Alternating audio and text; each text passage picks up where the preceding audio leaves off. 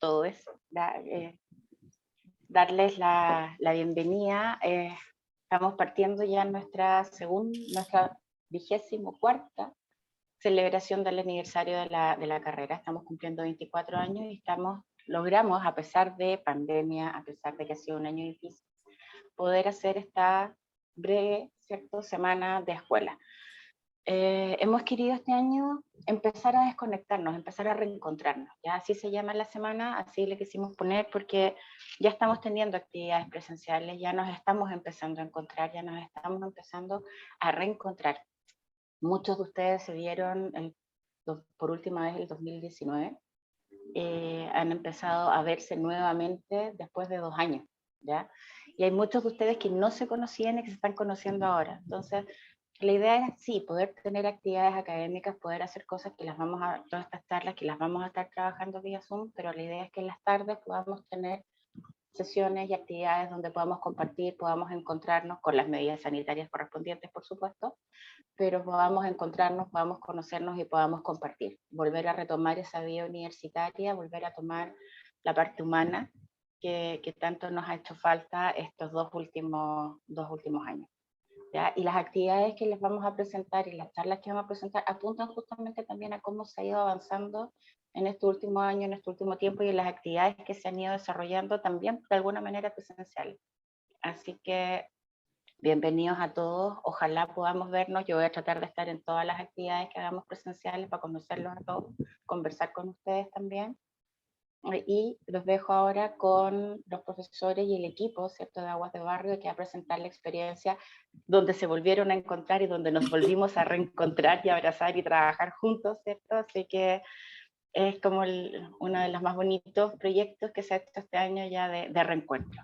Así que bienvenidos a todos, ojalá participen, vamos a estar ahí para que todo esto funcione y salga muy bien. Así que un abrazo grande. Rosa, te dejo la palabra. Gracias, Bárbara, por las palabras. Sí, la verdad es que para nosotros también fue una experiencia de reencuentro y fue sumamente enriquecedor. Nos dio mucha energía, debo decirlo, a todo el equipo. Voy a presentar un poco, les voy a contar lo que tenemos previsto para hoy. Vamos a hacer una presentación general de lo que es Aguas de Barrio, con su historia larga, pero de manera muy sintética. Para situar un poco, para quienes no conocen bien el proyecto, sepan cuáles son como las bases de.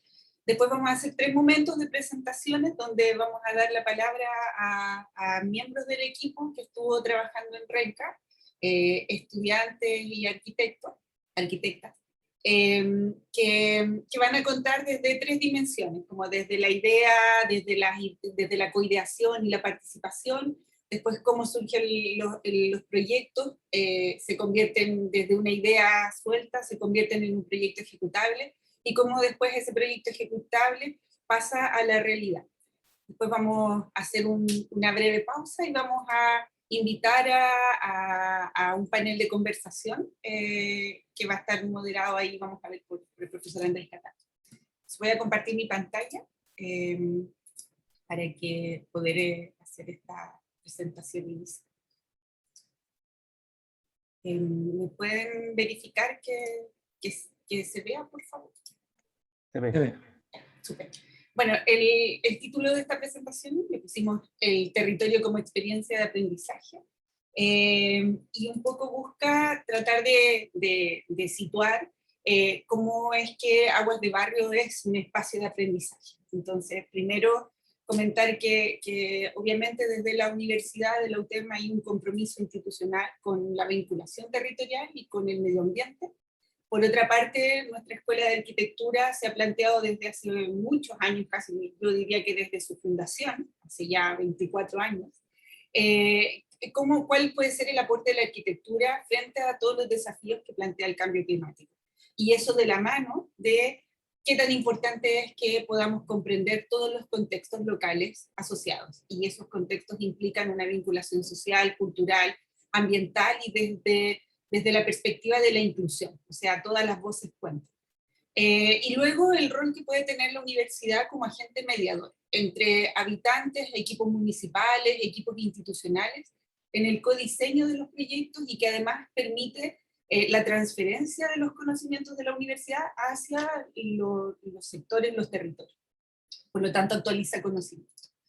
El planteamiento de problema de base que tuvo el proyecto Aguas de Barrio tiene que ver justamente con la distinción entre lo que es sequía, que es un problema meteorológico, producido, entre otras cosas, por el cambio climático, pero también por otros fenómenos, frente también al el tema de la escasez hídrica, que se vincula principalmente a la gestión del agua, o sea, cómo la ciudad está organizada para poder gestionar el agua lluvia que dispone. Entonces, por un lado, desde el punto de vista meteorológico, estamos evidenciando ya desde el 2010 en adelante, o sea, llevamos 11 años de mega sequía, es la sequía más grande que cuenta la historia del siglo XX, y se ha caracterizado principalmente por extensos periodos de ausencia total de lluvias y breves e intensos periodos de lluvias muy puntuales. Y aquí hay unos gráficos que muestran cómo hemos desfasado. En la línea con verde con puntos se ve lo que debería ser un año normal, y en las barras se ve lo que realmente ha llovido en los últimos 3 años. Entonces, bueno, estamos con un problema. Pero por otra parte, también tenemos el problema de la ciudad. Estas fotografías son de cuando planteamos el proyecto Aguas de Barrio. Estas fotos son deben ser de abril del 2016, más o menos, que fue cuando empezó la idea de Aguas de Barrio a dar vuelta, y el sector que está fotografiado es nuestro entorno inmediato, el barrio cercano al Parque Almagro, donde se evidenciaba que, por una parte, las calles están muy impermeabilizadas, los sistemas de comprensión que tiene la ciudad para el agua y lluvia se basan solamente en sistemas de evacuación de agua y lluvia, evacuación, o sea, hay que sacar la lluvia de la ciudad, porque es un problema, es un residuo que nos molesta. Y no es vista como un recurso valioso. Y se observan imágenes ahí un poco sin sentido, como que se acumula el agua en una zona impermeable, al lado de una zona de vegetación, y el agua, hay una barrera ahí de diseño que impide que pase, esquinas inundadas en poco tiempo, etc. Se visualizaba en ese momento que obviamente los criterios eran económicos o sociales a la hora de tomar decisiones más que medioambientales. Y así surge como nos adjudicamos en el 2017, pero empezamos a ejecutar en el 2018, el proyecto financiado por el Gobierno Regional Metropolitano de Santiago, que era un fondo de innovación a la competitividad, FIC-R, se llamaba Modelo Participativo para la Recuperación de Aguas Lluvias a través del sistema de drenaje en el paisaje urbano del centro-sur de Santiago. Y este fue nuestro primer gran acierto.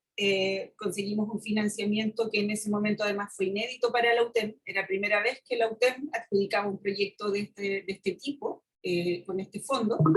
Y bueno, nos permitió también ir explorando qué entendíamos por crisis ambiental, entendiéndola que era como una crisis del conocimiento y cuál era nuestro rol en la sociedad frente a esa crisis de conocimiento. Entonces, ¿cómo podíamos forzar a través de la inclusión, hacer un fortalecimiento tanto de la dimensión ética, teórica y estratégica para poder entender de mejor manera cómo podemos hacer una construcción social, un imaginario de sustentabilidad? Y ahí el rol de las escuelas y las instituciones como actores que ayudan a generar conocimientos y articular también el poder político para la toma de decisiones era parte de nuestros desafíos. Hicimos en ese periodo de tiempo, entre 2018, 2019 y 2020, una cantidad importante de actividades porque el proyecto se centraba en las personas para poder tomar las decisiones. O sea, no nos bastaban los equipos técnicos, ingenieros y arquitectos a cargo de los proyectos, sino que queríamos dar voz a las personas para que fueran responsables de las decisiones que se estaban tomando en sus propios lugares. Y ahí hubo una serie de talleres, tanto informativos inicialmente, cursos de capacitación, coideación, codiseño, validación y finalmente la construcción de un prototipo que se entregó a la comunidad. Hicimos un workshop en el 2019 que convocó a 100 estudiantes de cuarto y quinto año de los talleres de arquitectura. De ahí salieron 20 propuestas de proyectos que fueron votadas por los vecinos. Este fue el segundo lugar, el proyecto Colmena. Si bien no se construyó, la Municipalidad de Santiago lo tiene en carpeta para conseguir fondos para poder construirlo. Y el proyecto que sí se construyó fue el proyecto Jardín Piedras de Centeno, que lo ejecutamos ahí en la calle Centeno, entre Copiapó y Aconcagua, me parece que son las calles. Es una plazoleta de unos 60 metros cuadrados que contiene obras de captación, conducción e infiltración de aguas, y además una obra complementaria que fue un mejoramiento de un sector deteriorado que nos solicitaron los vecinos, donde hicimos una zanja de infiltración. Vino la pandemia, este proyecto también fue afectado por las pausas que tuvimos desde octubre del 2019 y también la pandemia. Pasaron 5 meses que nadie pudo ir al proyecto. Cuando volvimos a ir, lo encontramos así. Había una selva ahí que había crecido de flora nativa, competencia también de especies, tuvimos que hacer una limpieza, pero así estaba el proyecto en febrero del 2021.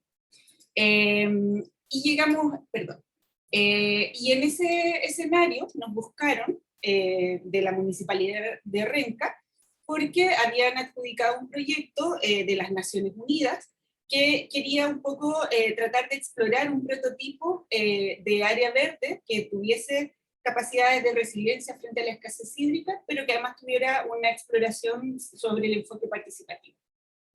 Entonces, esto que se ve aquí es el ciclo de vida que tuvo el proyecto de Renca, que comenzó en enero del 2021 con actividades de información. Luego hicimos unas sesiones de curso de capacitación para poder hablar un lenguaje común sobre diseño urbano sensible al agua.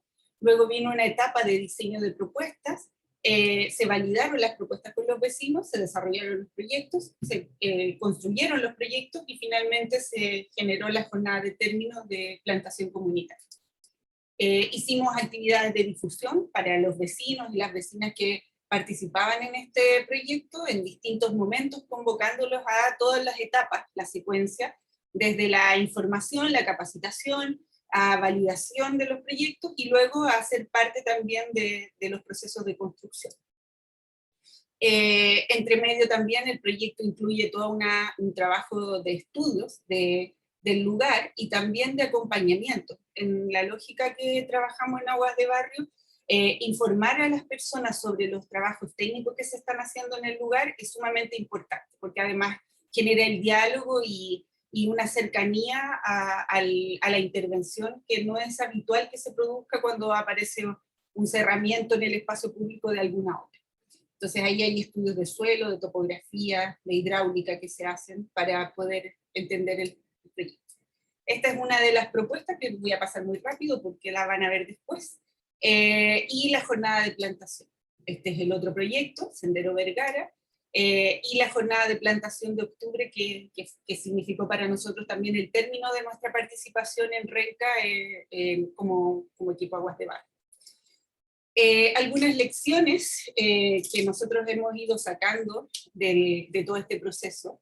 Primero es que hay una obligación de mirar esto de manera interdisciplinar, o sea, no nos basta la mirada de la arquitectura, necesitamos el apoyo de trabajadores sociales, de ingenieros, de actores territoriales, de las personas, de los municipios, para poder desarrollar de mejor manera la propuesta.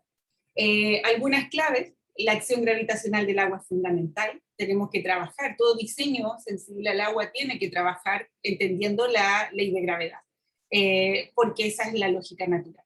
Tenemos que hacer estudios de suelo para poder entender cuál es la permeabilidad del suelo, y eso nos ha llevado a entender también que el suelo de Santiago es sumamente diferente entre una comuna y otra, entonces ese estudio condiciona el diseño, entonces es muy importante.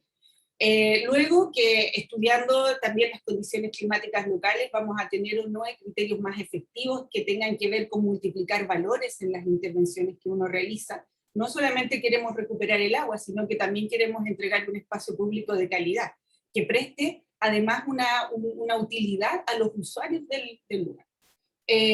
La calidad del agua, la intervención, no es lo mismo intervenir en una calle de alto tránsito que pasan micros que en un pasaje peatonal. Eso, la calidad del agua, la capa superficial también va a ser importante.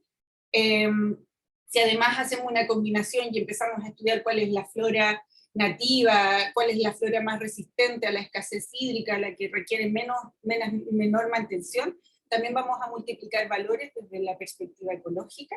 Y la más importante, creo yo, que hemos aprendido es que la vinculación de las personas en las decisiones de los proyectos a la larga termina construyendo paisajes culturales, y eso es sumamente importante.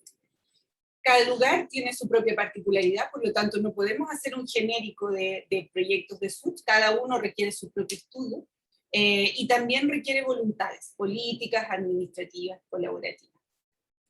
Finalmente les muestro un poco el organigrama de quiénes somos, que es algo que no hemos mostrado mucho. Está dividido este organigrama en dos secciones, como el color verde es aguas de barrio primera etapa, y en el amarillo el aguas de barrio en Renca. Y he marcado aquí con las cajitas con colores amarillos, representan a todos los que en un momento han sido estudiantes o arquitectos en un color más fuerte, o ingenieros en el caso del color azulino ahí celeste. Son todos miembros de la UTEM, de la Escuela de Arquitectura principalmente, pero también de la Escuela del CENIM, de Ingeniería en Construcción y de Trabajo Social. Si miran después en el caso de Renca, ampliamos la cantidad de estudiantes, también algunos que eran estudiantes en el proyecto del 2018 al 2020 pasaron a ser arquitectos o arquitectas, se titularon. Y además agarramos una arista distinta, que es la que vamos a mostrarles hoy día, que tiene que ver con la dimensión de la construcción. Entonces ahí fue algo que no hicimos en el proyecto de Santiago Centro, pero sí en el caso de Renca estuvimos al 100% a cargo y fue una enorme experiencia de aprendizaje. Aquí ven algunas, hice un poco más cercano al grupo del 2020, 2018-2020. Y acá el grupo de quienes hemos participado en todo el proceso actual de Renca, donde están como en una etapa primera las ideas, la participación, y en una etapa siguiente y muy compleja, en la etapa de construcción, que tuvo como personas que trabajaron permanentemente y personas que apoyaron también en el voluntariado y personas que también trabajaron en la coordinación de todo este proyecto. Bueno, con eso les cedo aquí la palabra entonces a Eder, que creo que debe estar por aquí. Voy a dejar de compartir. Hola. Voy a compartir yo ahora. Debería ser esta. ¿Me confirman si se ve, por favor? Ya. Cerrar esto por acá.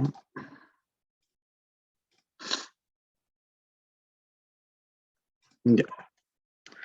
Bueno, dentro de también de lo que fue toda esta experiencia en Aguas de Barrio, primordialmente era enfrentarnos un poco a lo que iba a ser diseñar o lo que iba a ser la colaboración con los vecinos y el municipio y todos los entes que más adelante vamos a ver, de manera virtual. La participación en pandemia y también fue súper importante, lo hicimos lo hice yo junto a Benjamín Laura y las trabajadoras sociales, que era, si no me equivoco, era, la Donoso García, la señora Donoso García y la compañera Javiera, no me recuerdo su apellido. Donde estuvimos las primeras, como con los primeros atisbos de lo que iba a ser esta participación en pandemia. Primeramente las reuniones de coordinación de las expectativas que tenía el programa, las presentaciones que tuvimos con el municipio, primeramente, en torno a cómo se estaba evolucionando este proyecto, este macro proyecto de Eje Balmaceda en Renca. También la ONU haciendo su presentación, y por otro lado Aguas de Barrio también proyectando su metodología y su orden al momento de hacer los proyectos. Y estas son claramente las primeras reuniones de coordinación o de presentación de cómo iba a resultar por lo menos en los primeros meses o semanas del proyecto Aguas de Barrio. Luego de esto tuvimos un par de sesiones más, donde ahí recién nos integramos nosotros, con Benjamín como practicante de Aguas de Barrio, y donde también hicimos este levantamiento de información junto a Nora y Javiera. Por un lado, demostrar de forma urbana lo que eran los espacios, los lugares que íbamos a seleccionar, por medio de FODA, y por medio de levantamiento de esta visual arquitectónica, o de esta visual, de esta vista como de ver los terrenos, donde, por ejemplo, hacer este tema de las secciones, o mezclarlo también con el FODA, para ir mostrando virtualmente a todo el equipo lo que iba a ser los terrenos, ya que no todos iban a poder participar, por ejemplo, de ir al terreno o al lugar que habíamos seleccionado como equipo, ya que estábamos en fase 2, en Renca, si no me equivoco. De hecho, nosotros fuimos, y fuimos con permiso y todo el tema. Y esto gráficamente es mostrar el lugar de varias miradas. Primero una mirada como más teórica, y una mirada más física, como se puede ver en las secciones y en la imagen. También se hace un levantamiento, con Benjamín hicimos un levantamiento fotográfico y topográfico de plano. Las secciones se ven antes, los planos ya más adelante también los corroboramos con un equipo de topógrafos. Pero más que nada fue elegir de manera, como estudiante de arquitectura y como personas, lugares que fueran propicios para el proyecto. En este caso, las primeras 2 imágenes podemos ver del eje Balmaceda, la primera imagen de la plaza de Ignacio Carrera Pinto, donde fue hecho uno de los proyectos, Jardín Central. Y también hay varias imágenes que no fueron seleccionadas, porque los vecinos también tuvieron parte en esto. Entonces, nosotros estábamos ahora preparando lo que le íbamos a mostrar luego a los vecinos. Y en una última sesión de coordinación entre el equipo de Aguas de Barrio, se dictan las primeras directrices de cómo enfrentar las sesiones con los vecinos, que también era un caso. Cómo iba a enfrentar cada sesión, cuáles eran los tiempos, y ahí Nora y Javiera nos ayudó mucho. Cuáles eran las problemáticas, y cuáles eran las problemáticas que pudieran surgir con los diferentes entes. También situar la primera actividad que íbamos a tener con los vecinos, la cual la ejecutó Carlos, que era un tema de darle iconos o imágenes a las sensaciones que los mismos vecinos podrían llegar a tener con los lugares. Las amarillas son sensoriales, por ejemplo, las azules son espaciales, y las verdes tienen que ver con los rangos de sustentabilidad. Y las rojas tienen que ver con aspectos sociales. También se dicta el primer calendario, y aquí es como, ayer lo hablábamos con el equipo, como dar a conocer que, claro, nosotros nos dictamos un horario, o sea, una fecha, que por ejemplo para el nivel de construcción no se calcularon bien, o no funcionaron dentro de lo que habíamos pensado. Y también ir como de manera espontánea, ir cambiando estas fechas también es súper importante, y es súper atingente en el caso. Pasando a una segunda parte, directamente con la coideación y ideas concursables dentro de pandemia, y dentro de ya estas sesiones junto a los vecinos. En la imagen de abajo podemos ver una actividad que hicimos virtual también con los vecinos, en donde ellos fueron modificando, moviendo estos iconos y situacionándolo en los lugares. Por ejemplo, acá estamos abajo, la imagen de abajo es Vergara con Balmaceda, General Vergara con Balmaceda, y ellos fueron situacionando estos iconos referente a qué aspecto les llegaba a ellos. Por ejemplo, ahí puedo ver seguridad, puedo ver el tema de que el paradero era un eje conector, y muchos entes verdes que tienen que ver con el jardín biodiverso, que en el lugar se inundaba en ciertas épocas del año, y también eso nos importaba a nosotros, porque eran bases para luego diseñar. Lo que íbamos a hacer nosotros como equipo, como equipo generador de los diseños de los proyectos, con Carlos y con Benjamín, iba a ser tomar estos conceptos y transformarlos en arquitectura, transformarlos en espacios públicos y luego mostrárselos a la comunidad. En todo momento, estos lugares o estas propuestas se fueron mostrando a la comunidad y de manera muy democrática, como ellos mismos lo dijeron en sesiones finales, se pudo llegar a ciertos acuerdos. Por ejemplo, elegir los lugares. Teníamos 3 lugares propicios para hacer los prototipos o los diseños de los prototipos, y se escogieron 2. En este caso, General Vergara con Balmaceda y Ignacio Carrera Pinto con Balmaceda. Luego de esta última sesión que tuvimos, me recuerdo por ahí por febrero, nosotros como equipo tuvimos un mes completo para diseñar y para corregir respecto a lo que fueron los lugares. En este caso 2 lugares, y para cada lugar se generaron 3 propuestas. Para General Vergara se propusieron Sendero Vergara, Abraza Niebla y Umbral, no recuerdo el nombre muy bien. Y en Ignacio Carrera Pinto se generaron también 3 prototipos: uno Pozón Enladrillado, el segundo Cinta Pétrea de Nenante, y el tercero Jardín Central, que luego es el que gana y se proyecta en construcción.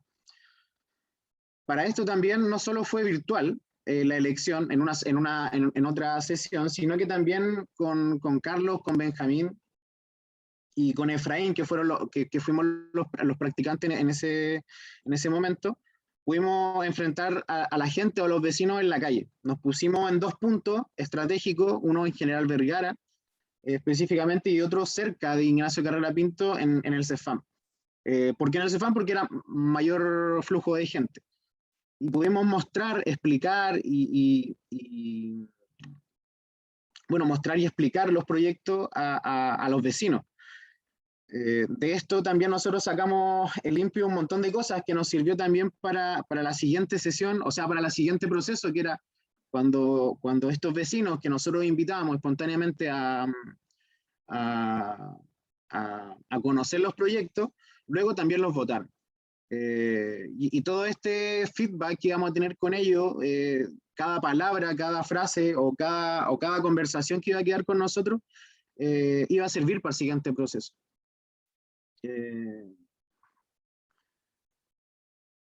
Bueno, las propuestas que ganaron fueron Sendero Vergara y Jardín Central, cada una específicamente. Sendero Vergara para General Vergara y Jardín Central para Ignacio Carrera Pinto. Bueno, ahí Carlos lo va a explicar después con más detalle.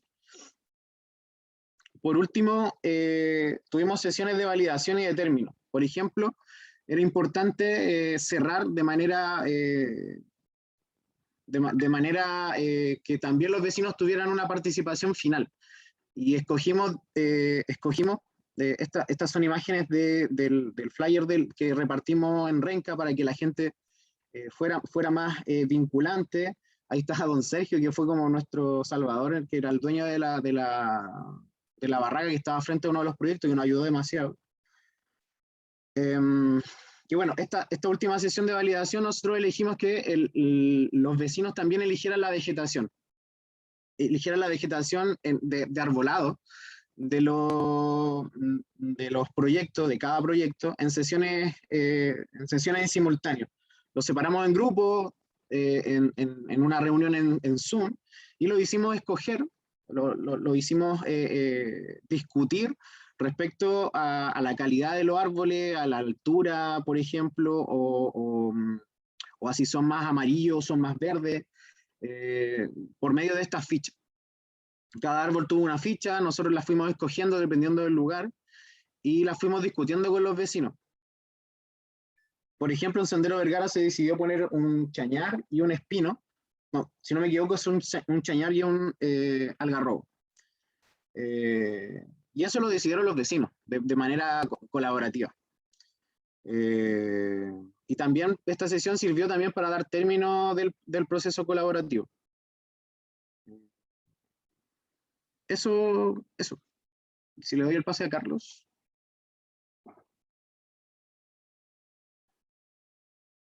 Dejo de compartir.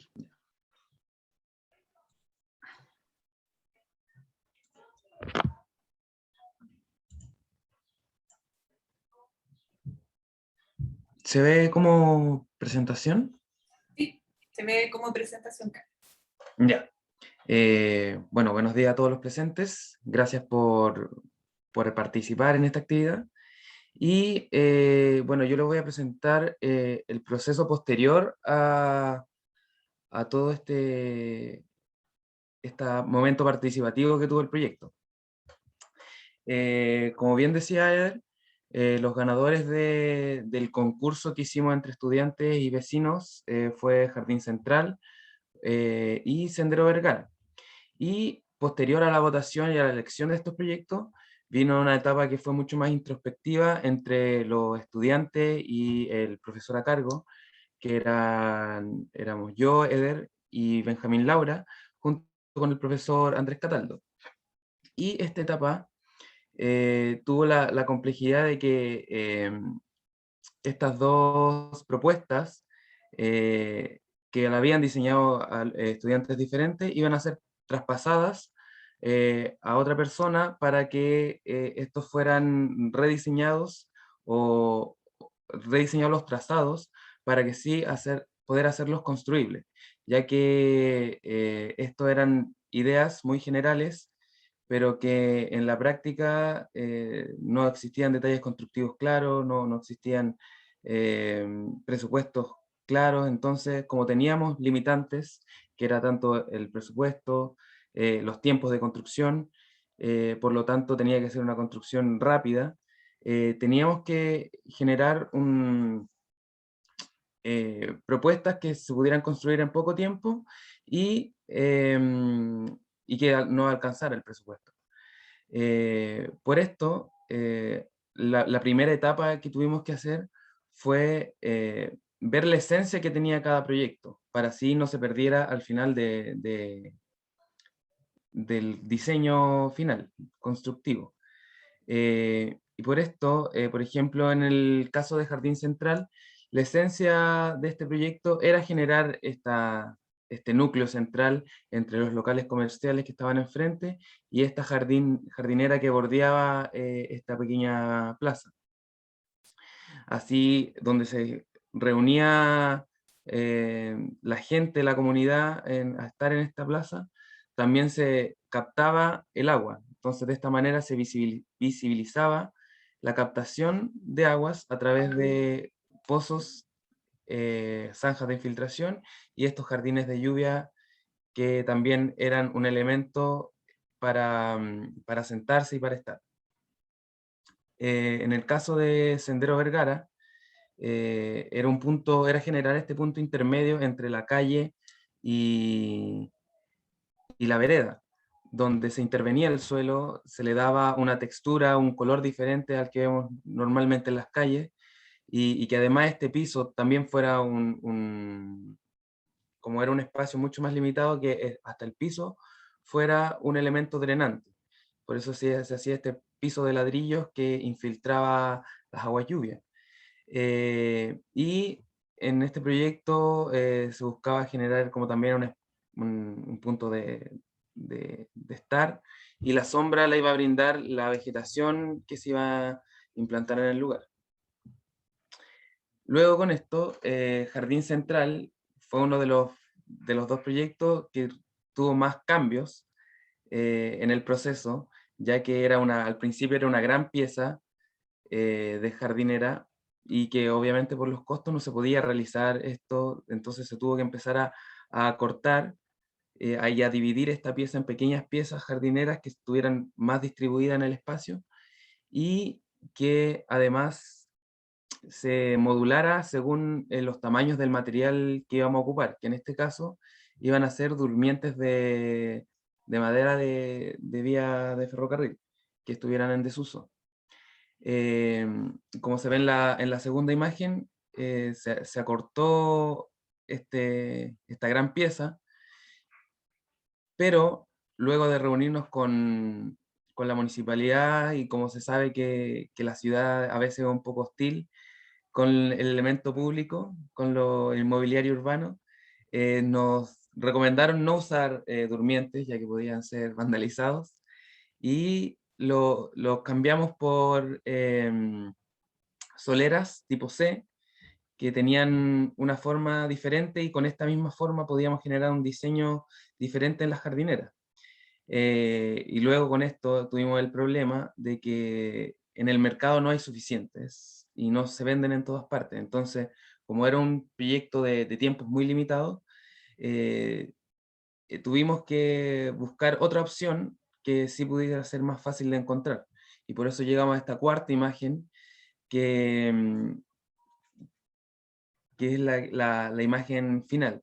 Además, agregar que este espacio era mucho más complejo, ya que tenía palmeras, tenía muchos elementos que habían que considerar para el diseño, como era una reja en el borde, unas bancas en la plaza, los árboles, la palmera. Las palmeras también tenían unas piedras alrededor que tenían que mantenerse, había un cartel también, entonces habían varios elementos, habían cámaras en el subsuelo, entonces había muchos elementos que habían que considerar para poder diseñar. Que a pesar de que teníamos mucho más espacio, igual se nos acotaba con esos pequeños elementos que iban reduciendo los espacios de trabajo. Y por otro lado, reconsideramos elementos de otros proyectos, y en este caso, en el proyecto de Jardín Central, tomamos un elemento que era una cinta, de una franja de infiltración curva, que era de otro proyecto, y se implementó en este proyecto junto con el pozo de infiltración.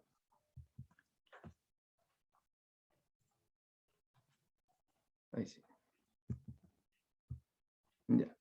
Luego con esto, Jardín Central, como ahí podemos ver, 3 imágenes, que es la imagen inicial, la isométrica inicial, la isométrica final, que ya vemos que esta jardinera se distribuyó mucho mejor en toda la plaza, y teniendo en cuenta eso, vino la parte, como decía Eder, de la elección de vegetación. Y un punto importante aquí era ver si en un espacio público resiliente al agua y a la escasez hídrica, era prudente colocar vegetación que iba a requerir recursos hídricos. Pero para hacer espacios eh, que sean bellos paisajísticamente hablando, y que sean un aporte a la ciudad, nosotros encontramos prudente que era el escoger vegetación, pero acorde al lugar, que sea vegetación nativa o que fuera vegetación exótica, pero de bajo consumo hídrico, que fuera vegetación que no compitiera entre sí, que fuera vegetación también que se potenciara entre sí. Entonces, y todo esto siempre viéndolo bajo la vista de los SUDs. ¿Y qué son los SUDs? Son los sistemas urbanos de drenaje sostenible, y que en el caso de Jardín Central teníamos 3 tipos, que era el pozo de infiltración, que es este gran elemento que se ve aquí y que está enterrado, que no, que puede no verse, pero en el caso de Jardín Central se veía dónde estaba el pozo. También teníamos esta franja de infiltración, que es la que se ve aquí en azul en esta planta, y que iba por toda la plaza. Y los jardines de lluvia, que eran estas jardineras que servían era un elemento también para sentarse, y que además contenía unas antiguas bancas que estaban en el lugar, que había que considerar. Y el sistema era que, bueno, al regarse la vegetación de las jardineras, o al caer la lluvia, esta iba a drenar hasta la zanja de infiltración, y toda esta zanja tenía una pequeña pendiente que tributaba al pozo que estaba en el centro, y que este pozo tiene unos 3 metros de profundidad, y que era la que captaba todo el agua para así devolverla a las napas subterráneas. En el caso de Sendero Vergara, el proyecto no tuvo grandes cambios en su diseño, pero sí tuvo que que era un poco más el trabajo de hacerlo factible constructivamente. Y aquí se ven las tres plantas y los tres renders de tres procesos diferentes que tuvo. Y el material esencial de este proyecto era el ladrillo fiscal, que es un ladrillo mucho más artesanal, y se iba a ir disponiendo después del primer retrasado, se fue disponiendo de manera de considerar el tamaño del material sin hacer tantos cortes, ya que en la primera planta se ve como lo terminaba con cortes, y eso igual generaba una complejidad al momento de construir, en tiempo, en costo, en pérdida de material. Entonces por eso se decidió no generar ningún corte en ningún ladrillo y solo hacer un diseño en su posición y en cómo terminaban esto.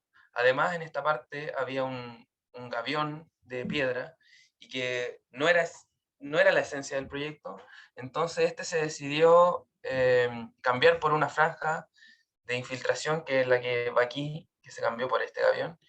Se agregaron otra zanja por acá también para complementar este cambio de suelo que tenía el primer diseño. Y en los límites se colocó toda la vegetación, ya que este proyecto igual tenía 3 instancias de vegetación, que eran como en los bordes, mucho más seco, en el centro, que era la jardinera, era un poco más húmeda, y en las jardineras, que eran el mobiliario más de sentarse, la vegetación más alta, como arbustos y árboles.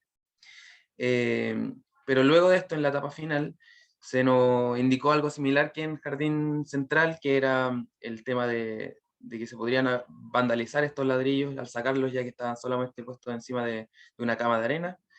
Entonces se cambió por ladrillo princesa y se dispuso en su cara más larga y más corta, dando la más ancha no se veía donde tenían los orificios, y estas podían ser ancladas a través de enfierradura para así no ocupar el cemento y así volver impermeable este piso, porque la idea era que este piso también infiltrara el agua lluvia. Teniendo en cuenta esto, se ven los 3 procesos, que era la isométrica inicial, la isométrica final, y la isométrica con la plantación y la vegetación escogida por los mismos vecinos, que era vegetación nativa, como decíamos, de bajo consumo hídrico, y al igual que Jardín Central, esta siempre se visualizó a través de los SUT. Este era un espacio mucho más pequeño para trabajar, mucho más reducido. Tenía como 2,5 metros desde la vereda hasta la solera de la calle. Y este tenía también los mismos elementos, pero usados de diferente manera, que era la zanja de infiltración con un jardín de lluvia central, que era el que acumulaba, y aquí está el corte de este jardín, que la idea de esto es acumular el agua lluvia lo más posible, y cuando ya se replete, y se lo lleva la zanja que está en este sector y lo lleva hasta el pozo de infiltración. Entonces la idea era que tomar las primeras aguas que venían desde el cerro Renca, en esta zanja, este jardín de lluvia, que bajara por la siguiente zanja cuando este ya se llenara, y llegara hasta el pozo, que este era el pozo y se llenaba en su totalidad. Además, este piso de ladrillos también tenía una pendiente, entonces la pendiente infiltraba hasta estos 3 puntos, y también infiltraba en sí mismo en una cantidad mucho menor, pero la idea era que toda la pieza sea un elemento de infiltración, independiente o no de que se visibilizara esa infiltración. Pero esto ya era todo lo que fue el diseño en cuanto a el diseño constructivo, pero a través del computador, ya que después en la parte más constructiva, comenzaron a aparecer otras complejidades que son las que nos va a hablar un poco Vanessa en la siguiente presentación. Así que con eso termino la presentación de los dos proyectos y su rediseño. Gracias, Carlos. Ahora damos la palabra a la Vanessa. Hola, buen día. Continuando un poco con lo que...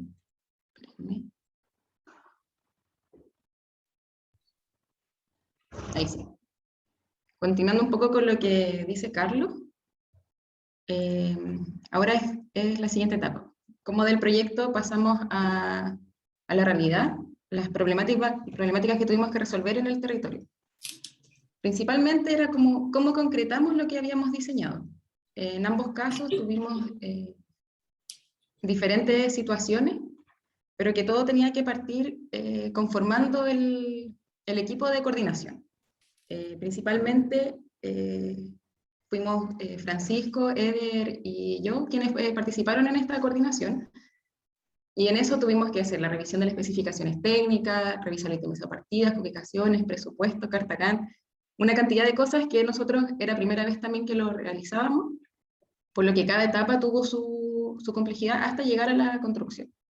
Lo más importante que tuvimos en este proceso fue la revisión de las especificaciones técnicas, porque como hablaba también Carlos, nosotros tenemos un conocimiento de cuáles son los sistemas urbanos de drenaje sostenible, pero teníamos que entender un poco la lógica constructiva que tenían estos sistemas. Sabíamos que había un pozo, sabíamos que habían zanjas, sabíamos que habían elementos que permitían que se pudiera recuperar el agua lluvia. ¿Qué fue lo importante de entender sobre esto? Cómo teníamos que construir, cómo era la lógica, cómo, por ejemplo, la disposición de las jardineras, tenían que ir en pendiente a la zanja, para que la zanja pudiera ser un conductor de estas aguas a través de los bolones que podían llegar a este pozo de infiltración, al igual que en Sendero Vergara.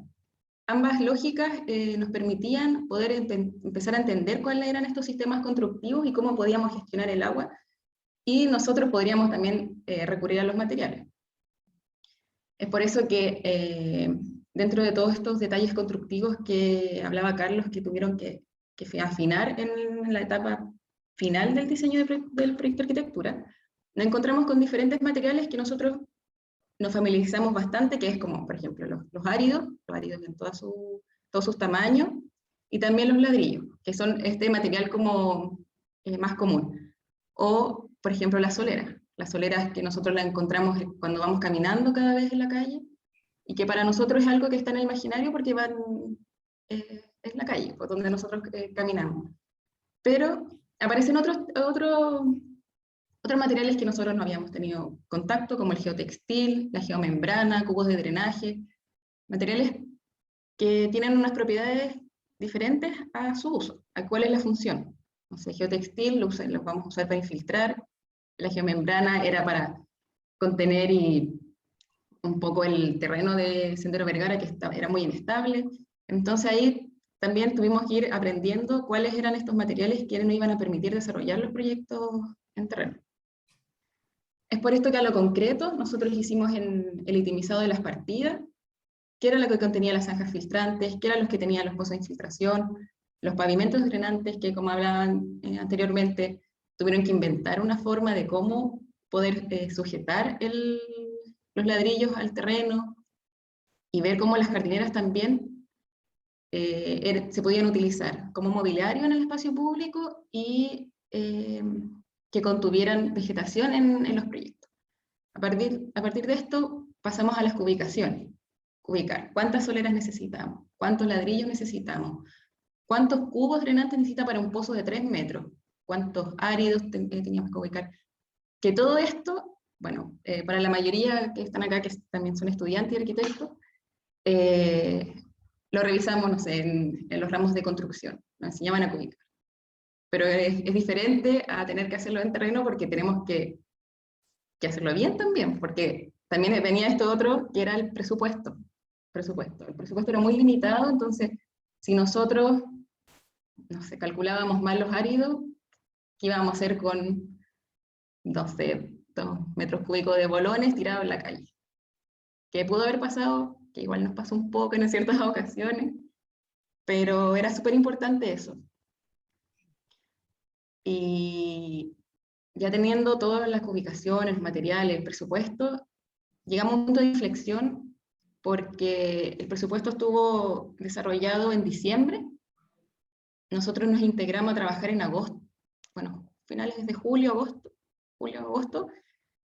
El aumento del valor del mercado, la escasez de materiales, esto hizo que tuviéramos que realizar muchas más cotizaciones, tuviéramos que buscar casi regatear por Renca. Nuestro ideal era la economía circular, que todo se quedara en Renca, en la realidad local, pero se iba como dificultando por la escasez de materiales principalmente, y lo más importante fue la falta de mano de obra.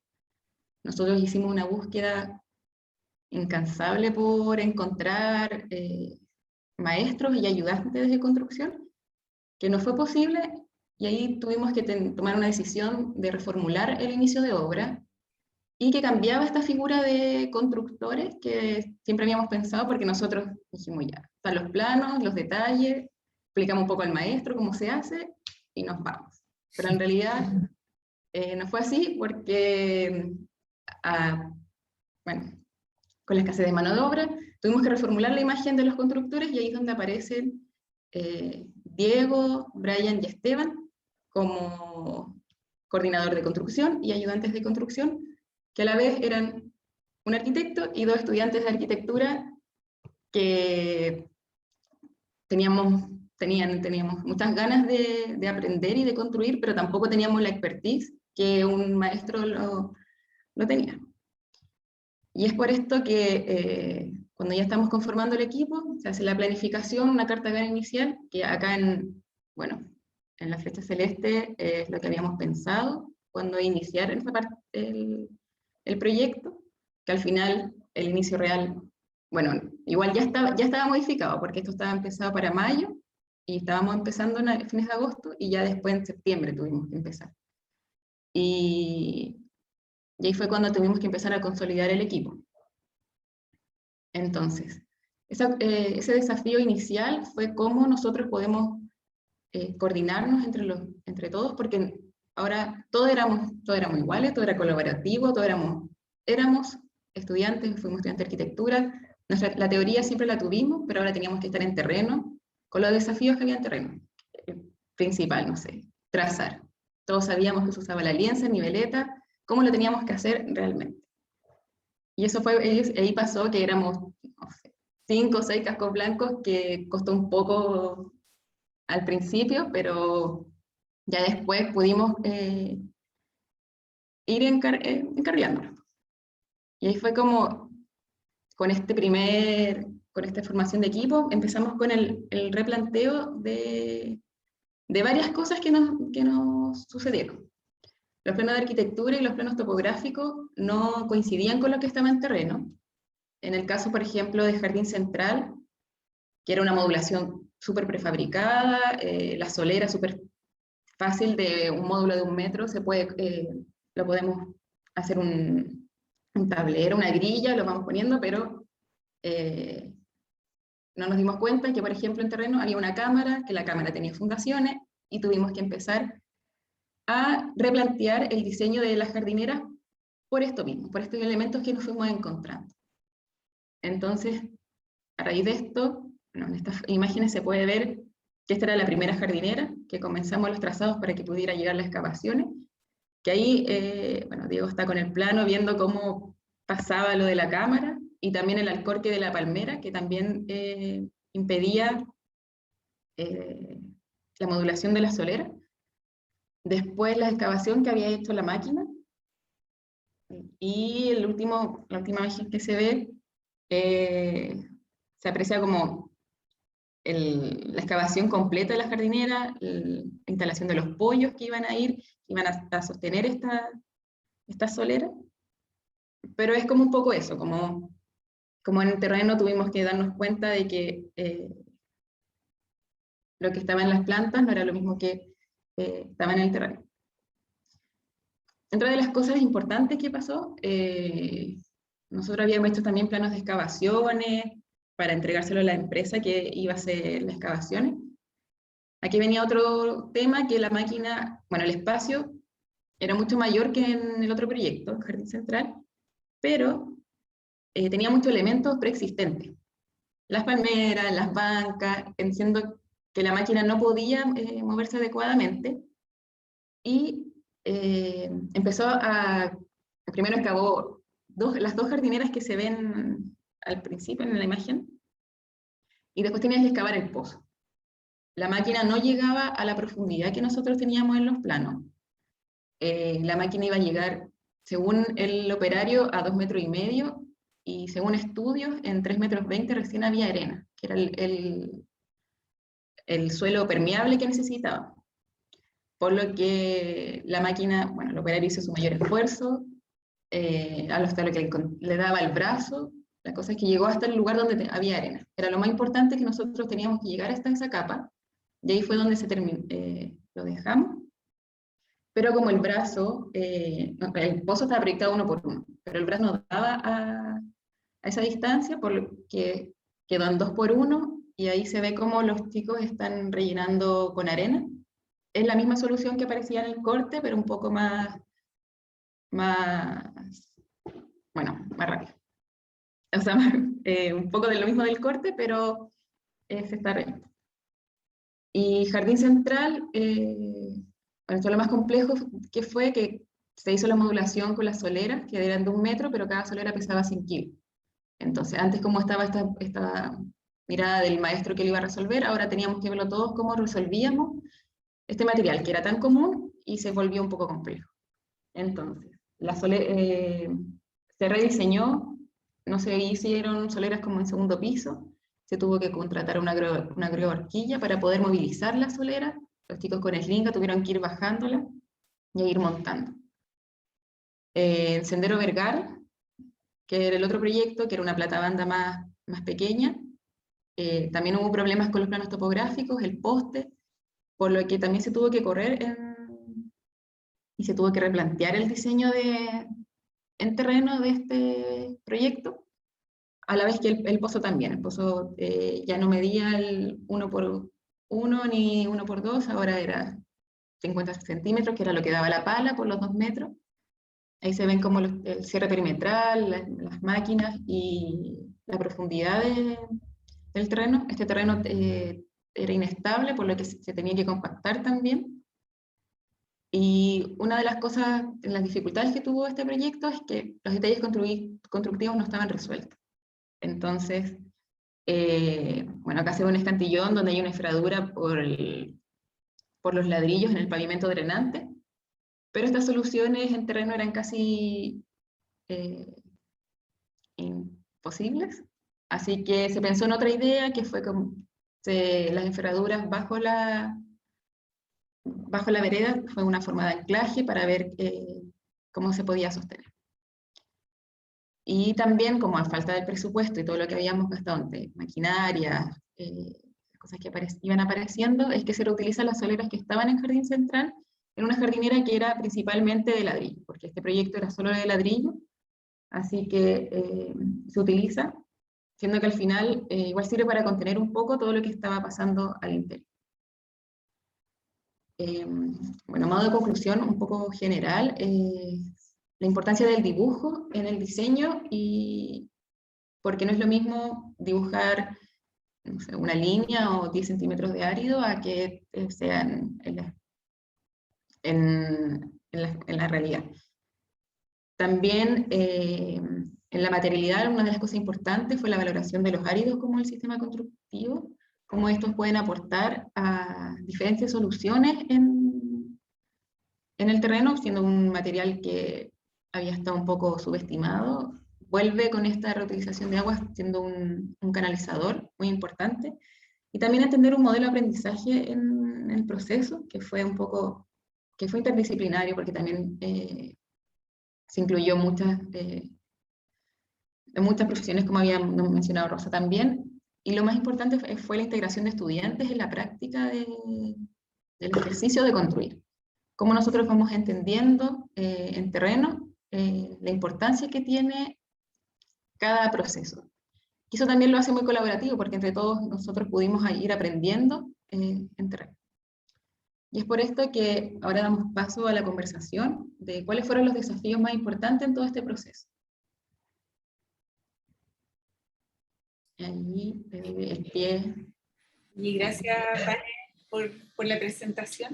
Y le doy la palabra al profesor Andrés Cataldo, que va a guiar esta conversación que tenemos a modo de síntesis ahí sobre los desafíos.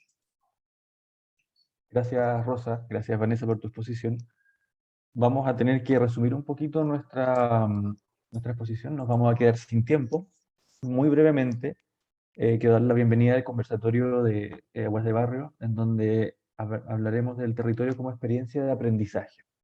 Vamos a dar la bienvenida a don Brian Lobos, estudiante de arquitectura y ayudante de construcción, a don Diego Medina, arquitecto UTEM, no sé si está el Diego por ahí, sí, y líder del equipo de construcción, a la señorita Yaneli Guamán, voluntaria del equipo y también estudiante de arquitectura, también a Francisco Cabello, parte del equipo de coordinación de obras, y también nos va a acompañar Vanessa, que fue la líder de coordinación del equipo de obras. Me gustaría plantear una pregunta base, un poco para que cada vez que vayamos hablando de temas, tengamos esta pregunta como el elemento subyacente. Y la pregunta es, ¿cambia o cambiará nuestra manera de diseñar después de haber vivido la experiencia en el territorio con los materiales del proyecto de Aguas de Barrio? Y para preguntarles eso, para que hablemos de si va a cambiar nuestra manera de diseñar, me gustaría preguntarle a Brian, y después, bueno, les pido a los demás que vayan comentando, ¿cuáles creen ustedes que fueron, no sé, las contribuciones o las no contribuciones de los materiales prefabricados en el desarrollo del proyecto? No te escuchamos, Brian. Estás en mute. Ahora sí, ahora sí. Ahí sí. Perdón. Yo creo que, o sea, la perspectiva cambia, la visión del diseño participando en el proceso constructivo cambia sí o sí, porque hay pesos que no están contemplados, hay dimensiones que no están contempladas, que claramente uno dibuja en el CAD las líneas y dice, no, si esto cabe acá, pero en realidad cuando uno va al terreno, de pronto el trazado que uno hizo no quedó bien parejo, entonces hay que empezar a corregir. Y el material de repente no cabe donde uno lo pensó en el lugar que lo pensó en el diseño. Entonces, ese proceso de obra empieza a, a influenciar mucho después la toma de decisiones. O sea, participar de este proceso, por lo menos desde mi punto de vista y muy personalmente, me hace tomar como una segunda lectura. Está el diseño y después viene ya, pero ¿cómo lo hago? Es como la segunda pregunta, ya, pero esto después, ¿cómo se podría hacer? ¿Cuál es? Bien, hay un montón de cosas, las herramientas que se van a ocupar, ¿cuánto tiempo me voy a demorar en hacer algo? Eso, porque en el proceso ahí en Jardín Central y en Centeno, fue algo que nos preocupaba mucho, ¿cuánto nos demoramos en hacer algo? Por ejemplo, la solera, ¿cuánto tiempo nos vamos a demorar en mover la solera y cuánto nos vamos a cansar? También era otro factor que era súper importante, porque al final del día teníamos que llegar al otro día y si estábamos muy cansados, puede que no al otro día no funcionáramos bien. Pero yo creo que sí, o sea, es fundamental. Y la segunda, como que se me van La un segunda poquito. pregunta era, ¿cuáles son las contribuciones de los materiales prefabricados o las dificultades que se plantean en el proyecto? Bueno, o sea, es que yo creo que todo va a depender de, si al final, si el material prefabricado creo que puede funcionar si tenemos como muy bien procesado cuáles son sus dimensiones y en qué los vamos a ocupar. Nosotros tuvimos pequeños problemitas con la solera, que eran materiales prefabricados, pero al final y al cabo igual a pesar del peso, a pesar de que era complejo moverla, nos ayudó a generar una imagen, a generar, entonces hay ciertas cosas. Por un lado tenemos ciertas dificultades, pero por otro ganamos ciertas, hay ciertas ganancias que están detrás. Entonces, yo creo que puede haber un buen vínculo ahí entre el diseño y la prefabricación de materiales, sobre todo si no pesan tanto. Yo creo que sería O importante. podríamos decir también, Brian, siempre y cuando se tenga en consideración el proceso constructivo y las variables que esta implica, ¿verdad? Claro, Como el peso de la solera. claro, claro. Muchas gracias, Brian. Diego, estimado Diego, lo mismo, ¿verdad? Cambia tu manera de diseñar y cuáles son tus perspectivas respecto de la prefabricación, los materiales prefabricados. Hola, sí, claro, en el cambio yo creo que en las contribuciones que podría dar el material prefabricado es la ganancia de tiempo. En tiempo versus a hacer, por ejemplo, un emplantillado o unos moldes para hacer una solera de hormigón ya concreto. Entonces, todo ese tiempo ya se gana al tener el material prefabricado. Pero claro, ya la dificultad se presenta en el traspaso de la planimetría, del diseño de planimetría en estos módulos prefabricados, que en este caso fueron la solera, al diseño en sí, a cómo esto se plantea en la solución, en la ubicación, en las fundaciones, cómo es la unión de esto, cómo es el desafío de, como decía Vanessa, que nos topamos en algunas partes de fundaciones con el concreto que estaba en el terreno, que estaba previo en el terreno. Entonces, ¿cómo se manejan estos elementos prefabricados en el terreno, in situ? Entonces, yo creo que por ahí va la dificultad en el manejo del diseño y también que estos materiales prefabricados, claro, como decía Brian, tienen un peso.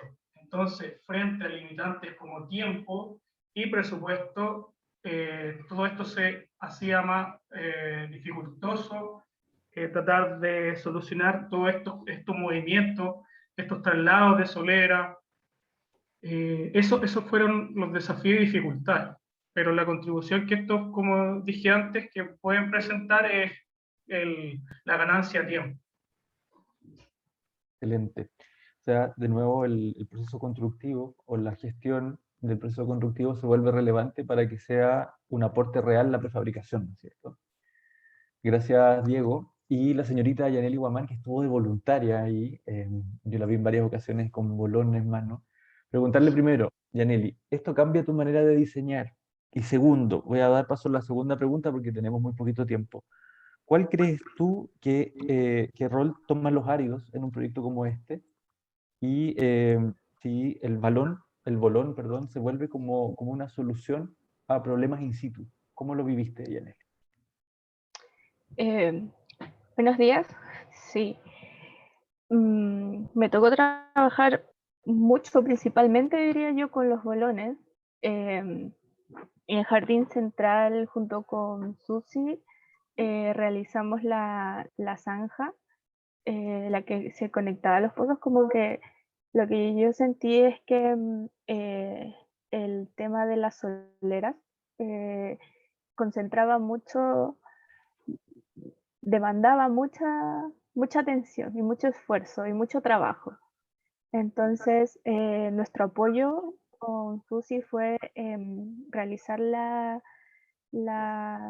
zanja, y eso eran bolones interiores y tanto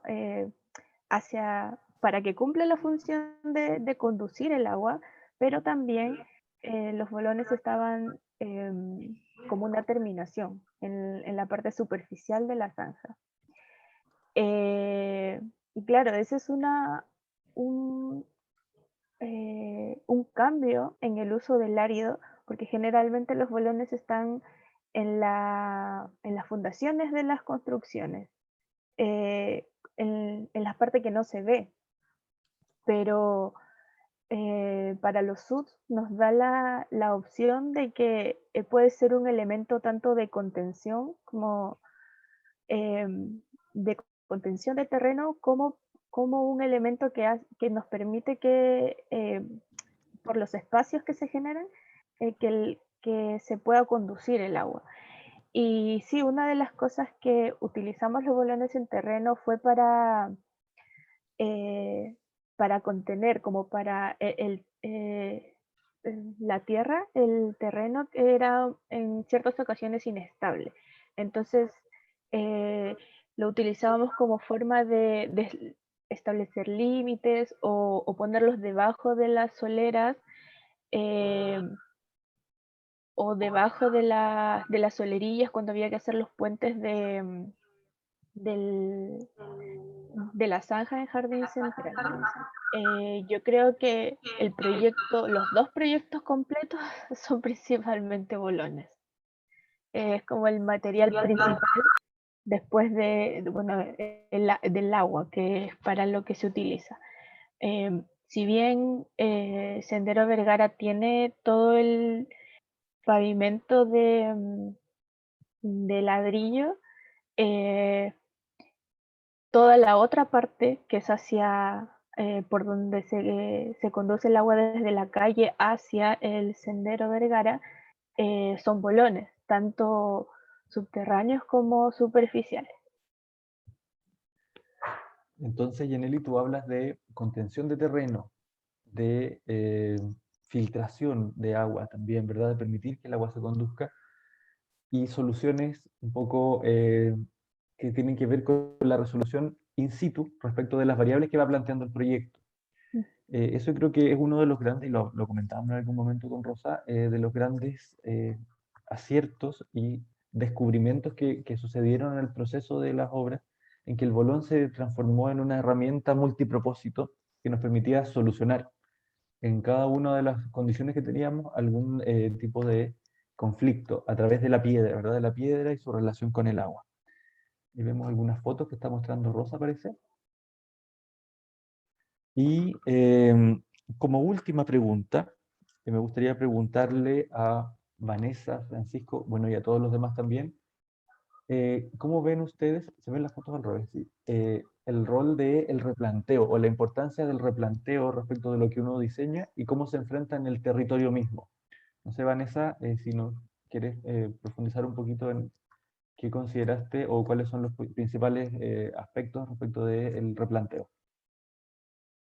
Fue difícil igual esa etapa, porque nosotros primero nos habían dicho que no teníamos que tocar nada de las plantas de arquitectura, nosotros ya no diseñamos, porque muy de que al principio con Francisco y él, mira, podríamos hacerlo así, no sé qué, como la jardinera, y al principio fue como, no, nosotros solo tenemos que construir, tenemos que acatar lo que dicen los planos, entonces al principio era como, ya no podemos hacer nada, pero después vamos al terreno y fue como, pucha, sí tenemos que hacer cosas, sí tenemos que cambiar. Y nos costó, yo creo, como cambiar ese chip, como ya habíamos dicho que no lo íbamos a tocar hasta que empiezan a aparecer cosas que hay que solucionar. Yo creo que al principio fue como un poco más difícil, ya después ya, hagamos esto porque, no sé, los chicos no pueden seguir, principalmente las soleras, no sé, los chicos no pueden seguir soportando ese peso, no, tenemos que ver cómo solucionamos, porque como habíamos dicho, no serán dobles, fue muy... como que tuvimos que tomar varias variables, no tanto como de diseño, como que era un contexto, no era como vamos a construir. Hay personas que construyen, las personas también hay que preocuparnos, más si es que estamos en un proceso de aprendizaje. Como que eso lo veo yo, no sé qué dicen los demás. El Diego Sí, o tiene la sea, mano levantada. igual yo me quiero sumar a lo que dice Francisco. Vane.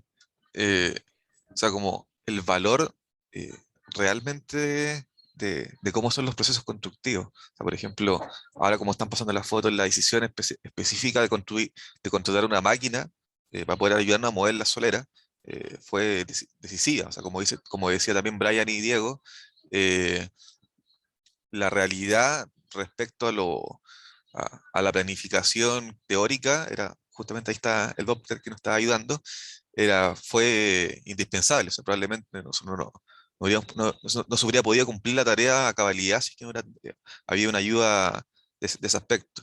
Y en el otro lado, por ejemplo, como también me decía Yaneli, la, como el peso del bolón fue increíblemente gravitante dentro de los proyectos. O sea, era delimitador, era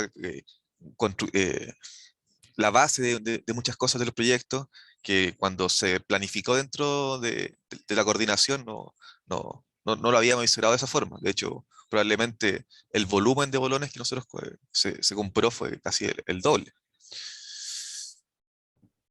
Bien. Sí, Diego, disculpen. un segundo, para darte la palabra, Ok. lo que me gustaría decir respecto de lo que dicen los chicos, es que el replanteo sucede, ¿cierto? El replanteo. Uno tiene un diseño y a veces cuando está excavando, cuando llega al terreno, se encuentra con cosas distintas. Pero hay que aplicar criterio en el fondo y entender un poco cuál es el espíritu del proyecto para poder replantearlo. Y de ahí era lo que te quería dar el pase, Diego, preguntándote por eso, ¿no? ¿Cómo hicieron ustedes para mantener el espíritu del proyecto y salvar estas vicisitudes que se plantean en el camino de la excavación? Claro, así es. Sumándome a las palabras de los chiquillos, el concepto del replanteo nos acompañó de principio a fin en el proyecto. En cuanto a la interpretación de la interpretación de la planimetría, siempre requería un previo análisis antes de ir tomando decisiones en el terreno. Análisis que iban por cada etapa de construcción en relación con los posibles factores de cambio, las dificultades que se iban presentando en el proyecto. Desde el cierre perimetral, la dificultad de trabajar también en un espacio público, etapas de trazado, etapas de excavaciones, fundaciones, hasta toda la logística del movimiento de materiales pesados. Bueno, todo esto hasta la materialización completa del proyecto planteado. Estos cambios que se fueron experimentando en cuanto a las dificultades fueron más de tiempo y de presupuesto, los cuales eran los dos conceptos limitantes del proyecto. Entonces, todo esto dificultó en cada instante el replanteo que nosotros íbamos teniendo, la interpretación a la planimetría. Entonces, esto nos iba obligando a tomar decisiones en el criterio de diseño in situ del lugar. Así que fue muy importante el concepto del replanteo, y yo creo que en todo proyecto siempre se presenta de principio a fin. Eso. No, y Bien. también dentro del concepto de replantearse, o de la idea del replanteo, también está, según yo creo, el valor que uno le da a las cosas. Por ejemplo, con respecto a los bolones, con respecto a las soleras, que no son materiales que generalmente no están pensados para que estén a la vista, sino que cumplen funciones literalmente funcionales. Pero acá en estos proyectos nosotros la idea era como darle una vuelta. Entonces, entender eso, de darle la vuelta a las cosas, de replantear ciertos conceptos, empiezan a aparecer los valores estéticos. Entonces, al mismo tiempo que está su valor funcional, porque sí o sí tenían una función determinada dentro del proyecto, los bolones, las soleras, como contenciones, pero también tenían algo estético. Entonces, esa estética creo que iba tratando de sostener el proyecto. Tenía que funcionar, y los proyectos funcionan, pero al mismo tiempo está todo un valor estético que se buscaba, y ahí venían las preguntas, venían, bueno, ¿qué pasa si tomamos una decisión acá, cambiamos esto? ¿Cómo se va a ver el proyecto? O sea, ¿va a cambiar esto estéticamente, influye o no? Entonces, claro, por eso en ese caso yo creo que sí, me sumo completamente a todas las palabras. Yo tenía un pequeño discurso preparado que eliminé por cosa de tiempo, en donde iba a citar a Peter Zumthor, iba a poder mencionar un poquito de la consonancia de los materiales. Hablemos de los materiales, y hoy día estamos hablando de una dimensión que es bien práctica, ¿verdad? El material y cómo funciona ese material en la obra, ¿verdad? Cómo lo monto, cómo lo muevo, cómo ejecuto. Pero también hay una dimensión que es poética, cuando el material se pone en acto, cuando los materiales vibran en el encuentro, la proximidad con otros materiales. Y eso es un poco el rol que ha tenido este equipo, ¿verdad? Lo que dice el Brian es fundamental. Cuando termine esto le voy a dar el pase a José Tomás Ribano para que nos pueda contar un poquito también su experiencia. Pero este rol de un equipo que no es un equipo de constructores, solo constructores, sino que de constructores arquitectos, ¿verdad?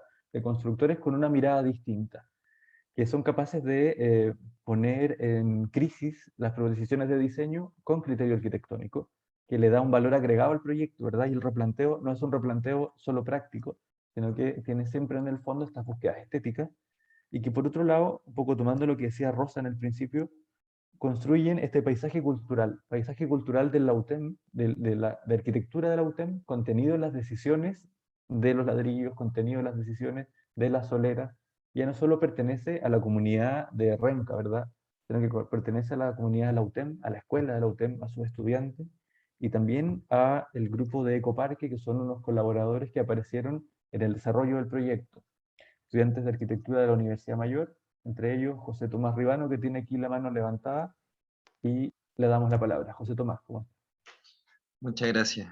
Agradecer primero que nada la oportunidad de haber compartido esta participación ciudadana y, verdad, levantar, ir sembrando como esta semillita de conciencia medioambiental, que es un factor que yo rescato fundamental de esta iniciativa. Tuvimos el privilegio de aportar tanto, yo creo que el factor de obra gruesa en la construcción de dichas iniciativas, y pudimos experimentar algo técnico que habla más bien de estos materiales de arcilla, la gravilla, en este caso el granito, la arena, etcétera, y nosotros tuvimos la posibilidad de participar en la limpieza de la grava, la limpieza de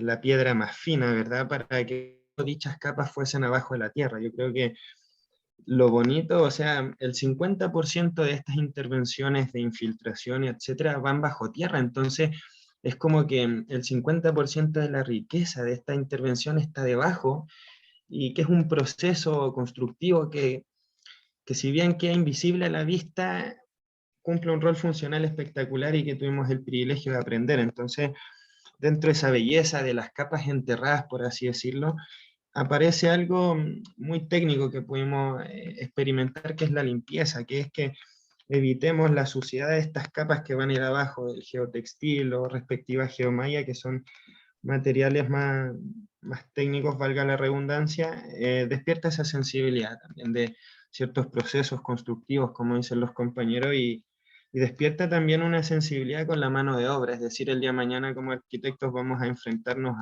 al estar seguramente en un escritorio, pero cuesta mucho el decir eso está malo y boten el muro, o cuesta mucho ese hoyo es incorrecto, vuelvan a taparlo.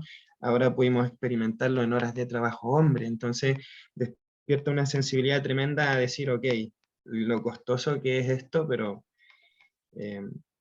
trae su experiencia, así que yo creo que el equipo quedó muy enriquecido, agradece mucho estas oportunidades, y en general son esas mis palabras. Muchas gracias, José Tomás. Menciona un tema muy importante, que es el valor de las capas del subsuelo, ¿verdad? Y el valor y la relevancia del orden del subsuelo, de las distintas granulometrías y la lógica que tienen respecto del agua, respecto de la resistencia del material, y no solo la capa terminada.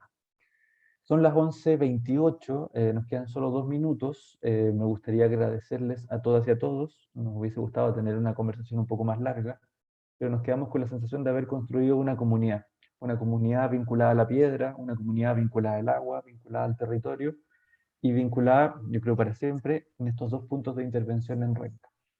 Muchas gracias a todos, y le dejo la palabra a Rosa por si quiere terminar. Sí, no, bueno, gracias a todos, a todas por habernos escuchado, y también a todo el equipo, porque nosotros estuvimos 2 meses en Renca, ahí entre medio de los bolones, las piedras, los áridos, y darse esta pausa también, y era un proyecto más largo que empezó en enero, entonces, y que tiene todo este proceso participativo previo, las ideas, cómo se materializan en un proyecto que es ejecutable, que tiene la complejidad de que tiene que ser aprobado por el municipio, y luego finalmente el compromiso de la construcción, donde aparecen otras dimensiones. Entonces, haber podido mostrarles, compartirles a la escuela que un poco Aguas de Barrio se ha situado en el tiempo como un lugar que presta servicios a una comunidad local, pero también es un espacio de aprendizaje del quehacer de nosotros. O sea, en el futuro en la arquitectura a lo mejor no vamos a estar construyendo, pero ha servido muchísimo estar ahí lidiando con las personas, con los presupuestos, con las ubicaciones, con el replanteo.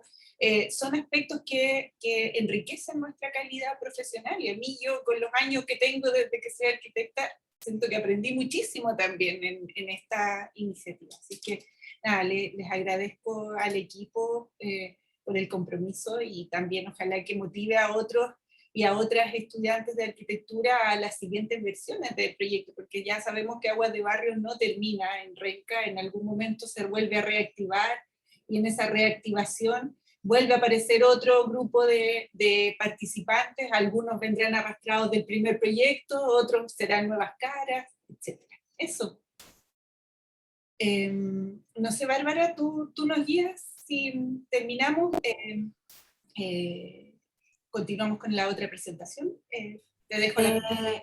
No veo si está Alexis conectado, porque si está Alexis. Si quieren, damos unos minutitos para que puedan ir a buscar agua, hacer una breve pausa. Son las 11:31 y a las 11:35 partimos con Alexis acá en el mismo link. ¿Les parece? Sí, me parece.